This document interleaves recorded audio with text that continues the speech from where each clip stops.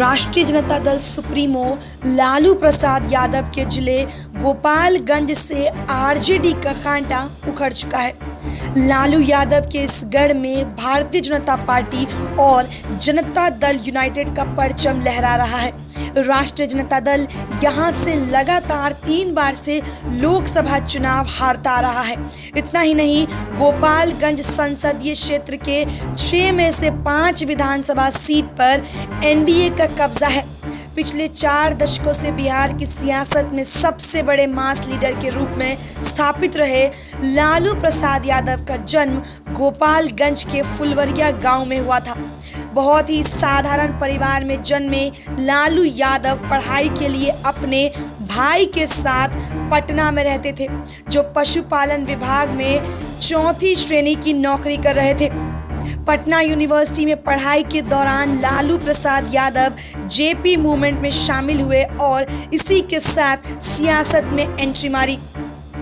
1977 में महज 29 साल की उम्र में लालू प्रसाद यादव ने छपरा सीट से लोकसभा का चुनाव लड़ा। 1990 में लालू बिहार के मुख्यमंत्री बने। इसके बाद 15 साल तक बिहार में लालू राबड़ी का राज रहा।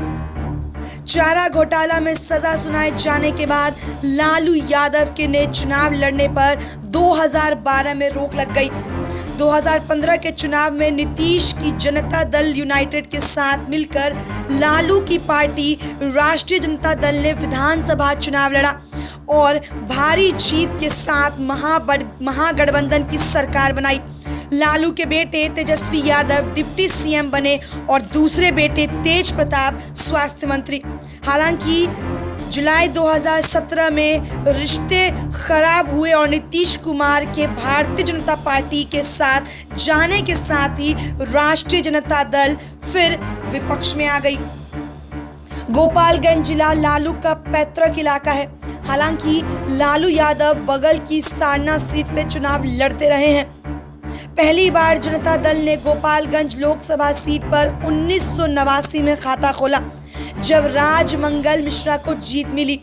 लालू ने अपनी पार्टी राष्ट्रीय जनता दल बनाई तो साल 1991 में अब्दुल गाफुर जीते। 1996 में राष्ट्रीय जनता दल के लालू बाबू प्रसाद यादव जीते।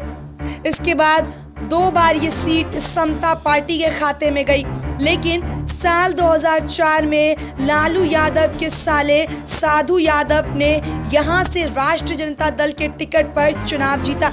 इसके बाद लालू की इस परंपरागत सीट पर राष्ट्रीय जनता दल को फिर से जीत हासिल नहीं हुई।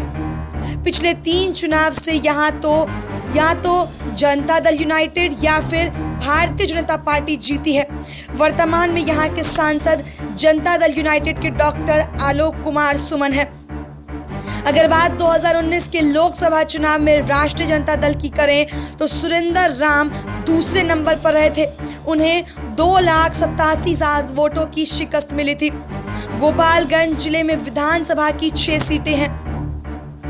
बैठुंकपुर, बरौली, गोपालगंज, कुचाई चोट, भोरे और हथुआ। बैकुंठपुर विधानसभा सीट, इस सीट पर 2015 के चुनाव में भारतीय जनता पार्टी के मिथिलेश तिवारी जीते थे। महागठबंधन से जनता दल यूनाइटेड इस सीट पर लड़ी थी और दूसरे नंबर पर रही थी।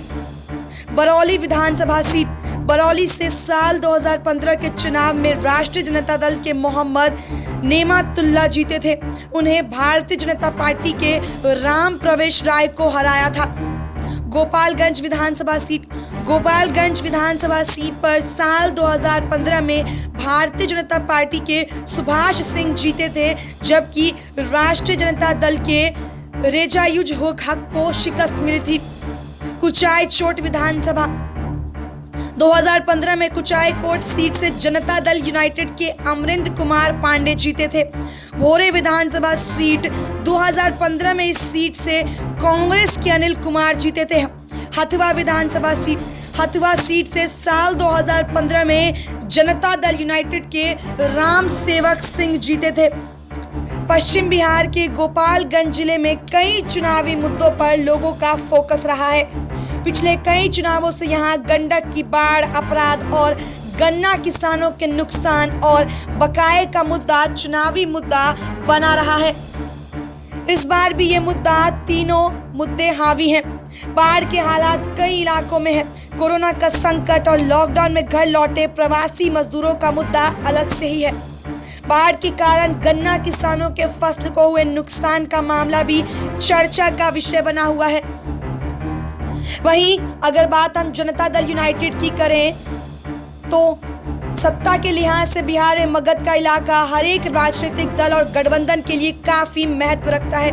प्राचीन काल में पटना और गया का इलाका मगध राज्य रूप में जाना जाता है, लेकिन वर्तमान समय में बिहार के मगध प्रमंडल में गया, औरंगाबाद, नवादा, जहानाबाद और अरवल यानी 5 जिले हैं। साल 2015 बनाम 2020 की लड़ाई में ये इलाका इसलिए भी खास है क्योंकि यहाँ एनडीए को फिर से वापसी करनी है। साल 2015 के विधानसभा चुनाव में भाजपा 5 सीट एवं हम की 1 सीट के साथ एनडीए गठबंधन मात्र 6 सीट पर समट कर रह गई थी, जबकि लोजपा और रालोसपा का खाता भी नहीं खुला था। वहीं राष्ट्रीय जनता दल यूनाइटेड कांग्रेस की महागठबंधन ने 20 सीटों पर अपना कब्जा जमाया था। मगध की धरती से कई अलग अलग दलों के वीआईपी नेता आते हैं जो इस बार के चुनाव में भी बड़ी भूमिका में होंगे। इन नेताओं की चर्चा करें तो कृषि मंत्री प्रेम कुमार, शिक्षा मंत्री कृष्णानंद वर्मा, पूर्व सीएम जीतन राम मांझी, पूर्व विधानसभा अध्यक्ष उदय नारायण चौधरी, पूर्व मंत्री सुरेंद्र यादव, पूर्व मंत्री रामाधार सिंह, पूर्व मंत्री अवधेश सिंह, पूर्व मंत्री अनिल कुमार, पूर्व मंत्री विनोद कुमार, अभय कुशवाहा, कौशल यादव जैसे दिग्गज नेताओं की साख इस बार भी दांव पर होगी। 2015 के बिहार विधानसभा चुनाव में एनडीए भले ही 26 में से सिर्फ 6 सीटें ही ला पाई हो, पर साल 2020 में एनडीए के नेता सभी सीट जीतने का दावा कर रहे हैं। गया नगर से 1990 से लगातार चुनाव जीतने वाले भारतीय जनता पार्टी के विधायक और बिहार सरकार के कृषि एवं पशुपालन मंत्री प्रेम कुमार ने कहा कि 2015 के मुकाबले परिस्थितियां अब बदल चुकी हैं। विश्व के लोकप्रिय नेता नरेंद्र मोदी और नीतीश कुमार के डबल इंजन की सरकार इस चुनाव को लीड कर रही है।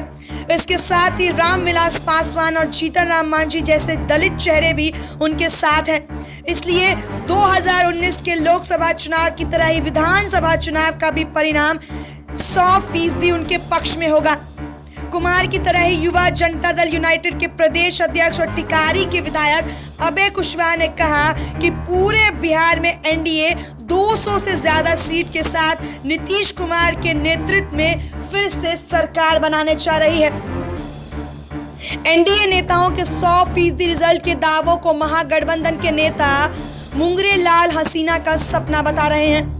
राष्ट्रीय जनता दल के प्रदेश प्रवक्ता सह बोध गया के विधायक कुमार सर्वजीत ने कहा कि 2015 में गठबंधन ने नीतीश कुमार की अगुवाई में गरीब, मजदूर, युवा, किसान, पलायन, बेरोजगारी एवं आरक्षण के मुद्दे पर चुनाव मैदान में उतरा था और राज्य की जनता ने उन्हें अपार समर्थन दिया था।